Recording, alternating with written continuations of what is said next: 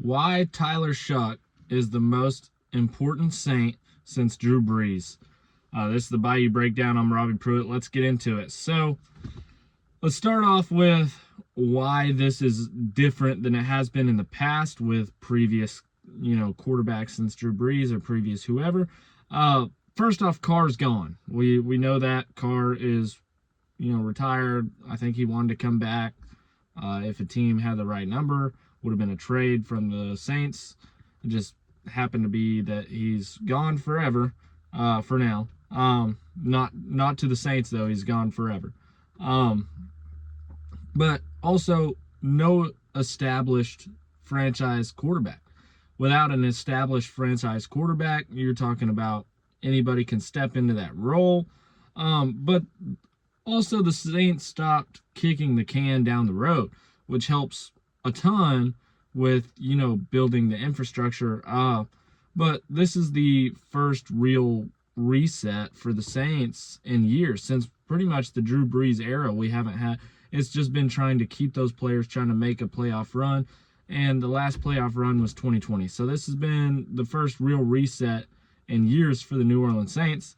Why I think Shough has a chance is he's a mature prospect. Obviously, he's played a ton of years in college. And last year, he showed a bunch of poise. And all offseason, everybody's seen how much he has become, somebody that, is supposed to be leading this franchise. He's very mature in how he presents himself. He also has a strong arm, very strong arm. I wouldn't say it's Josh Allen level from what we've seen so far, but it's definitely, he's got the ability to make all the throws that are needed to be a successful quarterback in the NFL. But he's played a lot of football. He can recognize, defensive schemes and coverages and, what they're trying to disguise right off the rip. And a lot of that goes to Kellen Moore, but a lot of that goes to, his time being a quarterback, his time playing the game of football, in which he has had his fair share of. And, but there's also a limit of the expectations. He's not expected to be Drew Brees immediately. I do think that some Saints fans think already that he's either a bust or a savior already. I think that's a horrible hot take. I think that in all reality, he's not expected to be Drew Brees right off the rip here. I think they're giving him time. Yes, they expect him to be good. They put in a lot of pieces around him, which we'll get into here in a second. But I don't think the expectation is for him to be Drew Brees in year 2 after playing 9 games. I just really don't think so.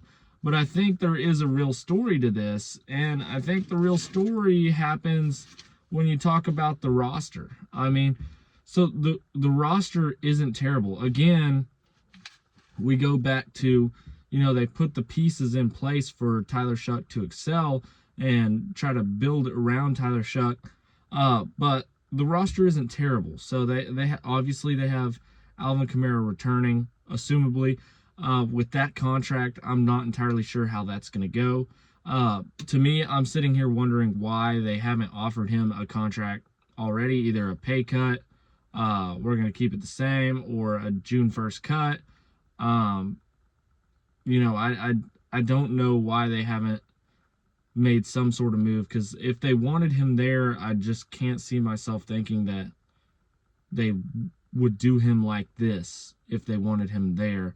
But if they didn't want him there, I think it's just going to be kind of something where they are probably more than likely going to put an offer on the table as a pay cut.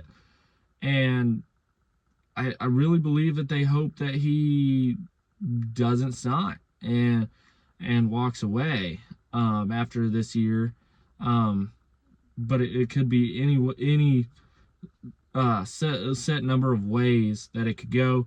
But with him coming back, they do have to change and rearrange this offense to make sure that it is ran the correct way with Alvin Kamara involved. And if Alvin Kamara is there, whether he's running back 1A or running back 2 or whatever they got him as, he changes the offense, and you would kind of be stupid and oblivious to not, form that offense also around Alvin Kamara. But you also have returning all-pro player of Chris Olave coming back as a wide receiver, a weapon for Tyler Shough to use in the 2026 season. Great player. Injury prone, I don't know.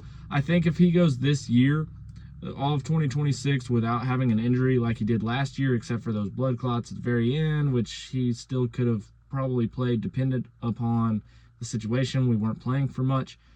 But if he goes all of 2026 without getting injured, I don't know if you can really say that he's injury prone. You could say, he's one injury away from, or one hit away, but after 2 years of not being injured, pretty much you just put him in, at the some point, everybody that's playing football is one hit away from an injury. I don't think he's necessarily injury prone if he goes throughout this year. It's something to watch for sure this year.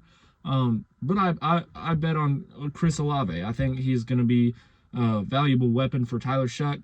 You bring in Travis Etienne, or HN, still use Etienne, in the offseason free agency.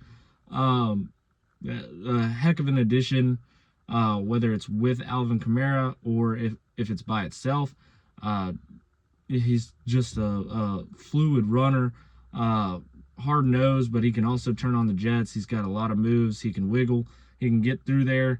But Talise Fuaga coming back, Kool-Aid, McKinstry, people are having their doubts on him in the defensive back standpoint. I don't think he's expected to be the best defensive back.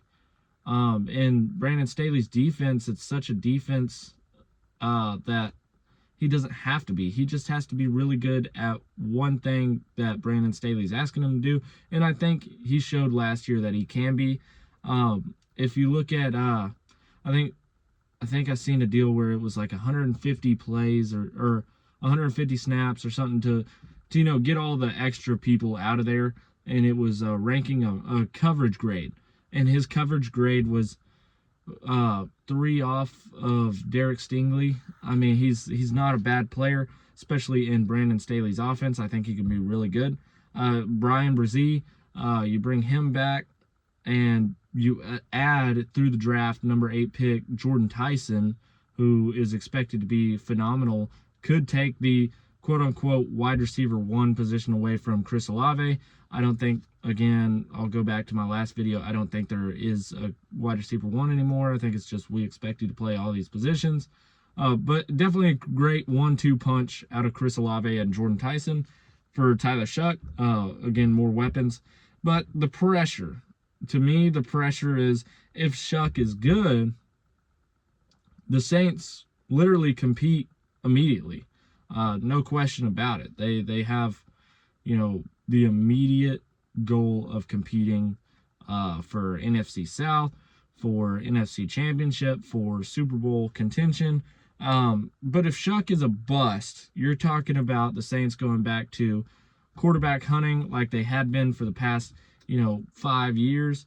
And they go back to my video from yesterday, like back to the middle class where they're stuck in football purgatory. Again, my thoughts, my take is I don't believe Tyler Shough's going to be that way. I think Tyler Shough is going to be just fine. I think if he ranks, somewhere in top 15, I think we're golden on a quarterback for the future. We'll have to see how the season plays out. Let me know what you guys think in the comments below. Put your opinions, your thoughts in there, and I'll get to them as soon as I can. Thank you guys. Please like and subscribe. This has been the Bayou Breakdown. This is Robbie. Peace out.